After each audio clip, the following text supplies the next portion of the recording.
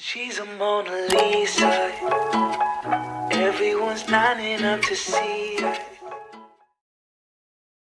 Assalamualaikum warahmatullahi wabarakatuh.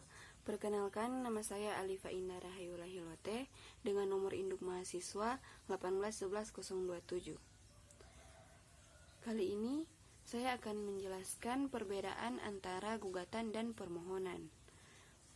Yang pertama, ada pengertian dari gugatan.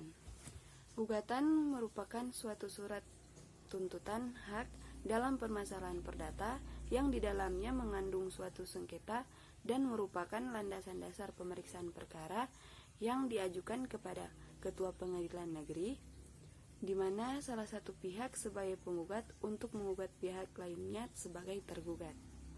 Selanjutnya ada dasar hukum gugatan. Dasar hukum gugatan dapat dilihat dari bentuknya. Bentuk gugatan terdapat dua macam, yaitu gugatan lisan dan gugatan tertulis. Dasar hukum mengenai gugatan diatur dalam pasal 118 ayat 1 HIR, pasal 142 RBG untuk gugatan tertulis, dan pasal 120 HIR untuk gugatan lisan. Akan tetapi, yang paling diutamakan tetaplah gugatan tertulis. Selanjutnya ada ciri khas gugatan. Yang pertama, ciri khas gugatan adalah permasalahan hukum yang diajukan mengandung sengketa. Yang kedua, terjadi sengketa di antara pihak, minimal dua pihak, penggugat dan tergugat. Yang ketiga, tidak dilakukan secara sepihak. Yang keempat, kekuatan mengikat. Keputusan hakim hanya mempunyai kekuasaan mengikat kepada para pihak yang bersengketa dan keterangan saksi yang diperiksa ataupun didengarkan keterangannya. Selanjutnya ada proses pemeriksaan gugatan. Proses pemeriksaan gugatan di pengadilan berlangsung secara kontradiktor, yaitu memberikan hak dan kesempatan kepada tergugat untuk membantah dalil-dalil penggugat dan sebaliknya penggugat juga berhak untuk melawan bantahan tergugat. Dengan kata lain, pemeriksaan perkara berlangsung dengan proses sanggah-menyanggah, baik dalam bentuk replik-duplik maupun dalam bentuk kesimpulan. Pengecualian terhadap pemeriksaan kontradiktor dapat dilakukan melalui verstake atau tanpa bantahan apabila pihak yang bersangkutan tidak menghadiri persidangan yang ditentukan tanpa alasan yang sah, padahal sudah dipanggil secara sah dan patut oleh jurusita. Setelah pemeriksaan sengketa antara dua pihak atau lebih diselesaikan dari awal sampai akhir, maka pengadilan akan mengeluarkan putusan atas gugatan tersebut. Selanjutnya, contoh dari gugatan. Contoh sederhana dari gugatan ialah gugatan wan prestasi atas kelalaian seseorang dalam memenuhi kewajibannya dan gugatan ganti rugi yang dialami seseorang atas perbuatan melawan hukum yang dilakukan pihak lain. Selanjutnya, permohonan.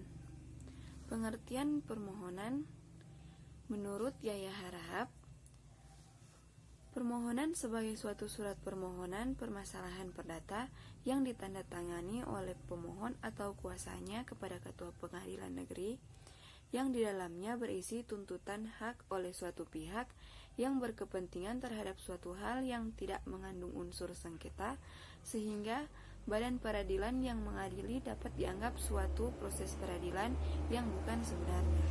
Selanjutnya, dasar hukum permohonan. Permohonan dapat disebut juga sebagai gugatan voluntair, di mana maksudnya adalah gugatan permohonan dilakukan secara sepihak tanpa ada pihak lain yang ditarik sebagai tergugat.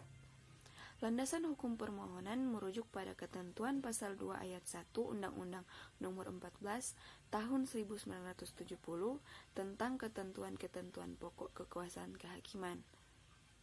Meskipun Undang-Undang Nomor 14 Tahun 1970 tersebut telah diganti oleh Undang-Undang Nomor 4 Tahun 2004 tentang kekuasaan kehakiman, apa yang digariskan pasal 2 dan penjelasan pasal 2 ayat 1 Undang-Undang Nomor 14 Tahun 1970 itu masih dianggap relevan sebagai landasan gugatan voluntair yang merupakan penegasan. Di samping kewenangan badan peradilan penyelesaian masalah atau perkara yang bersangkutan dengan yurisdiksi kontentiosa, yaitu perkara sengketa yang bersifat partai, ada pihak penggugat dan tergugat, juga memberi kewenangan penyelesaian masalah atau perkara voluntair. Selanjutnya, ciri khas permohonan.